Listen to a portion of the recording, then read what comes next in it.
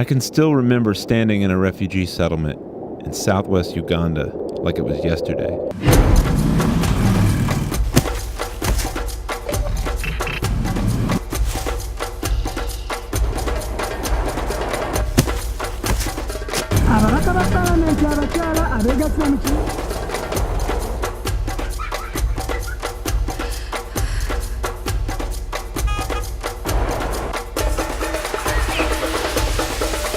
Let's back up. Nakivale Refugee Settlement in Uganda is one of the oldest refugee settlements in the world, with more than 100,000 refugees from all over Africa and beyond living inside the camp. In 2017, I traveled to Uganda with the American Refugee Committee.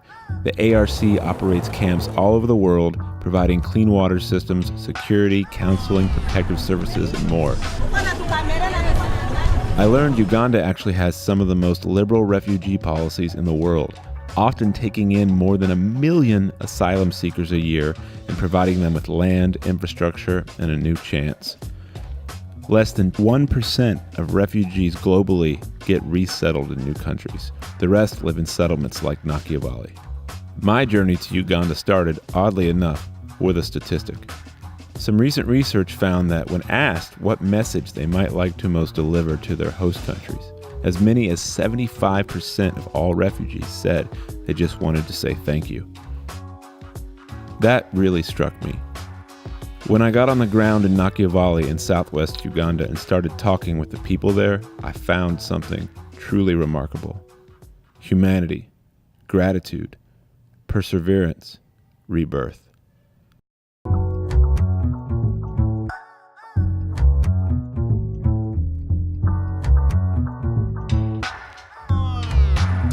My name is Mwami Akilimali. I'm from DRC Congo, and I'm here in Nakivale now for 4 years. My daddy was a king, and that's why I'm called Mwami. So it's a name of kingship. After he passed away, my family started now, to attack me. That was the main reason for me leaving DRC Congo to come here. This to me, it has been something that it's beyond my understanding. The way they welcomed us here and the way they are treating us here also, to me, I would just say that yes, that is the heart of humanitarians, and which surely have to say thank you for that.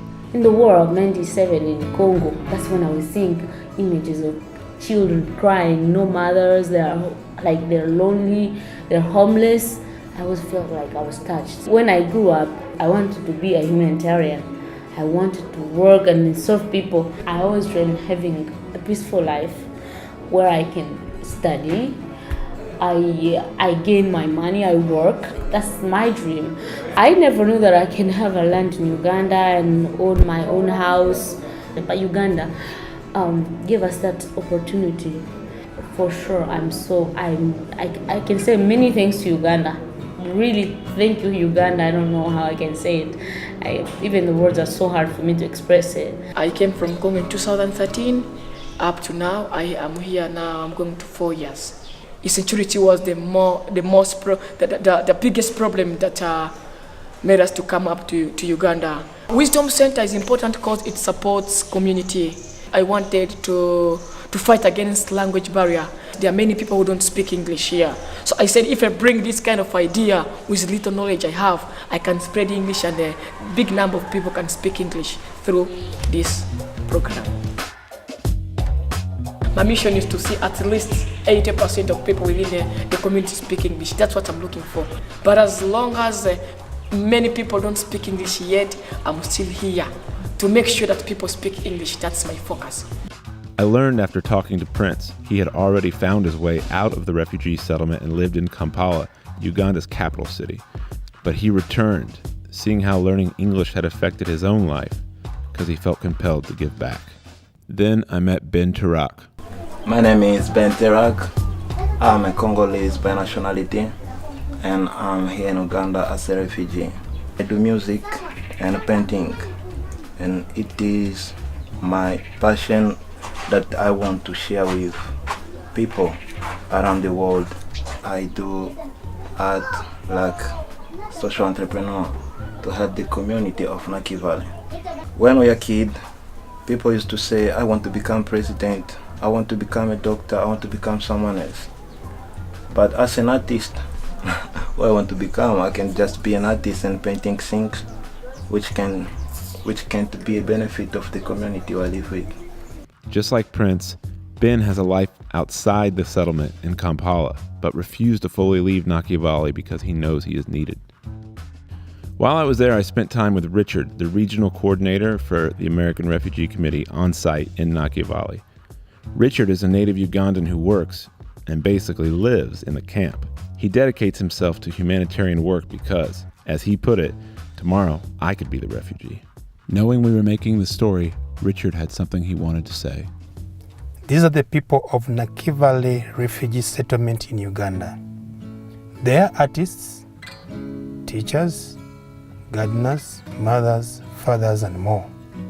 They are human beings who are looking for sanctuary, and in so doing, found purpose. After all they have been through, the hardship and the loss, there is something they all now have in common: gratitude. I just have love in me. I love people only. That's what I am. I'm a volunteer. Here in Uganda, we have our right. We have security. I say, thank you, Uganda. Thank you so much, and keep that spirit up.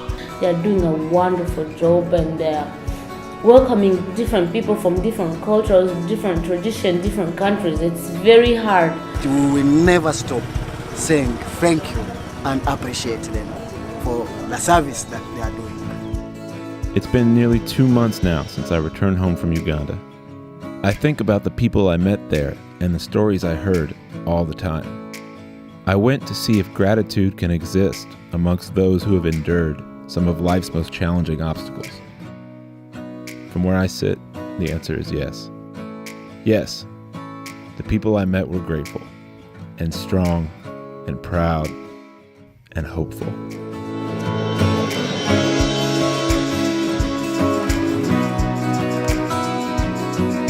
Asante Uganda kwa kutupokea, asante raisi na UNHCR. Leo tuko huru, leo tuko huru, leo tuko huru, amani na usalama.